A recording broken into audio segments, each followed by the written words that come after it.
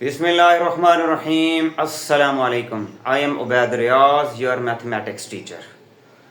जैसा कि आप सबको पता है कि सेकेंड ईयर मैथमेटिक्स का पेपर करीब है और एसएलओ बेस्ड क्वेश्चंस आने हैं, तो उसके लिए मैं इन्हें एक एजुकेटेड गेस लगाया है कि जो स्टूडेंट्स बहुत परेशान हैं कि इतनी बड़ी किताब है उसमें से क्या करें और क्या ना करें, तो ये कर लें, इंशाल्लाह वो पास हो जाएंगे।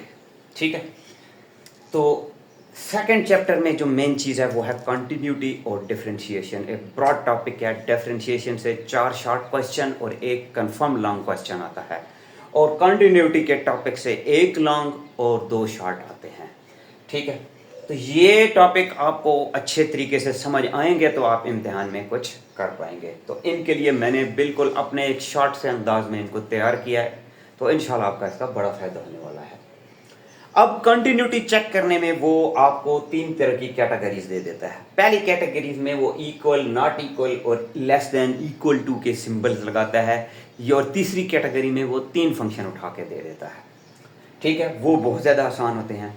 अब यहाँ पर इक्वल, नॉट इक्वल का साइन आ जाए तो कंटिन्यूटी के लिए आपने 3 चीज़ें चेक करनी होती हैं। क्या फंक्शन डिफाइंड है कि नहीं, जो गिवन लिमिट है।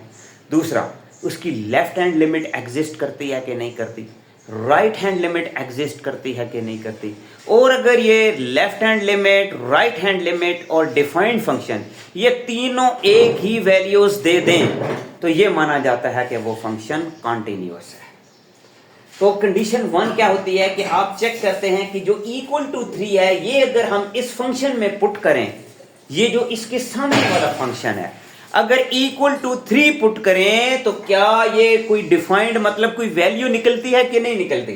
तो F X is equal to 6 रखें और इस पे ये 3 वैल्यूज पुट करें तो कोई ना कोई आंसर तो वही निकलना है, 6 है, क्योंकि कांस्टेंट टर्म है। तो इनपुट कुछ भी कराएं डोमेन की शक्ल में तो उसको कबूल करते हुए वही 6 की 6 वैल्यू दे देगा। जब 6 वैल्यू आ गई तो इसका मतलब है आपने बता देना है कि कंडीशन 1 डिफाइंड हो गई, कंडीशन 1 पूरी हो गई कि वो वाकई जी डिफाइंड है, कोई वैल्यू निकल रही है। दूसरा काम हमने क्या करना होता है, कंडीशन 2 में उसकी लेफ्ट हैंड लिमिट चेक करते हैं। लेफ्ट हैंड लिमिट क्या होती है कि आपने ये चेक करना होता है कि इस x से लेस देन कोई वैल्यू या नॉट इक्वल टू की जो वैल्यू है वो लेफ्ट हैंड लिमिट होती है। तो नॉट इक्वल वाली वैल्यू कहां से है, 3।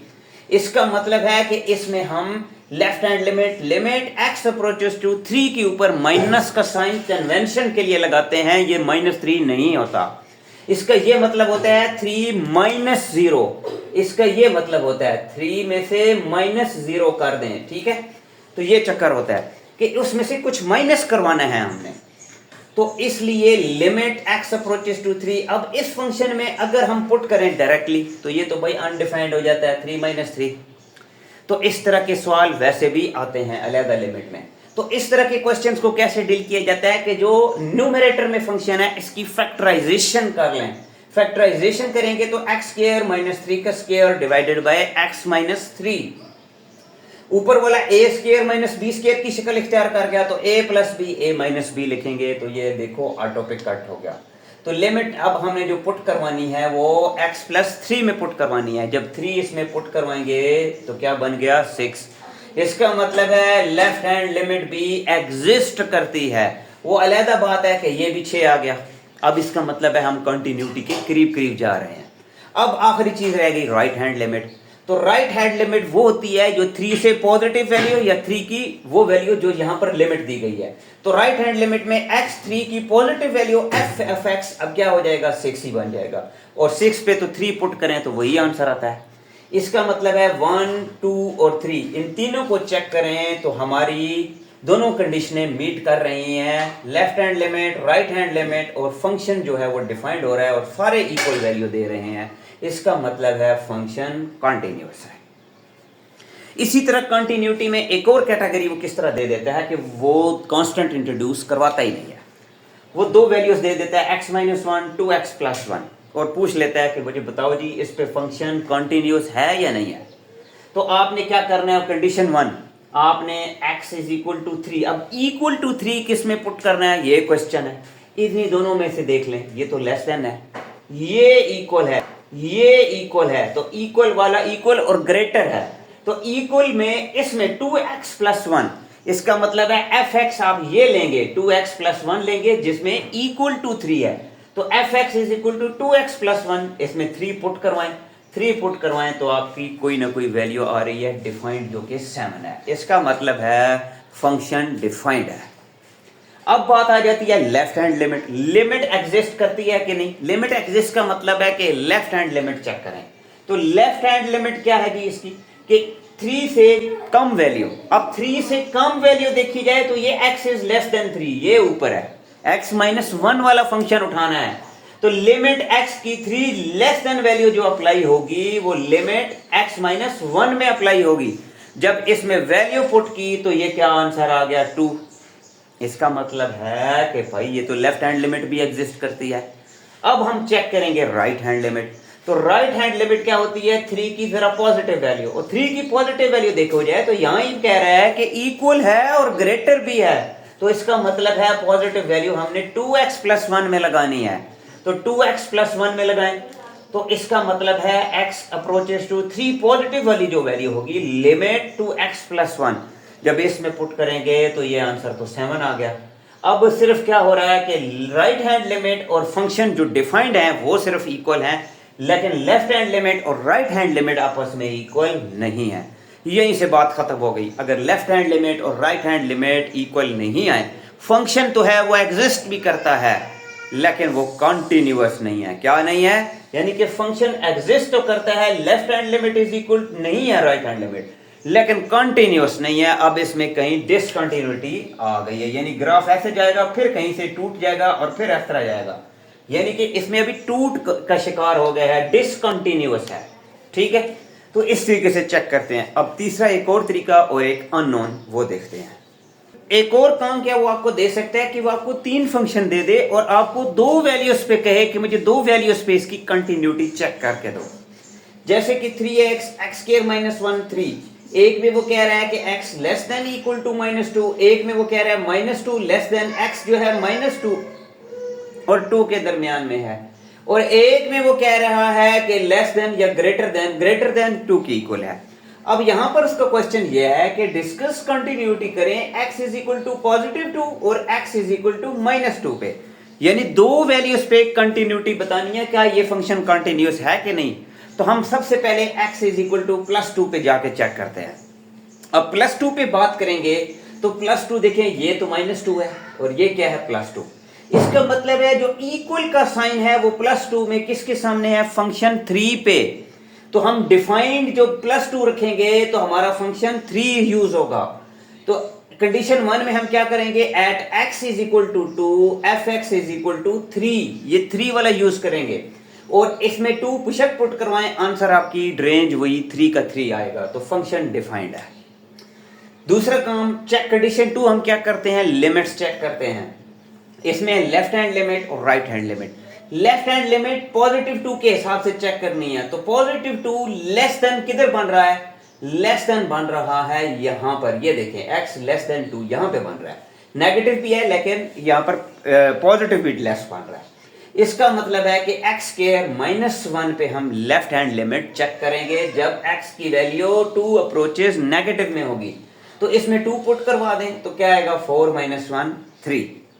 सिमिलरली अब राइट हैंड लिमिट है, तो राइट हैंड लिमिट में 2 की वैल्यू पॉजिटिव यानी कि 2 जिसमें ग्रेटर देन हो, तो ग्रेटर देन में तो ये दोबारा यही फंक्शन बन रहा है क्योंकि वो तो वही लेस देन, वो तो -2 वाला है। तो ये देखें ये ग्रेटर देन भी है और इक्वल भी, यानी इक्वल वाला केस भी हमने यहीं से उठाया था और ग्रेटर भी यही उठाएंगे।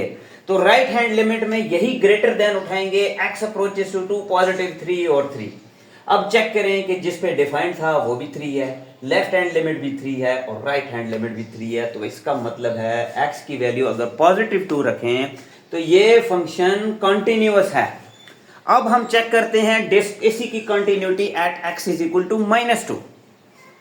तो -2 पे देखें फंक्शन, ये देखें x is equal to -2 3x पे है, इक्वल का निशान, इसका मतलब है हम इसका डिफाइंड होना चेक करेंगे 3x पे, और 3 इंटू -2 -6, इस पे डिफाइंड हो गया। दूसरा काम हम करते हैं कंडीशन 2, इसकी चेक लिमिट करते हैं।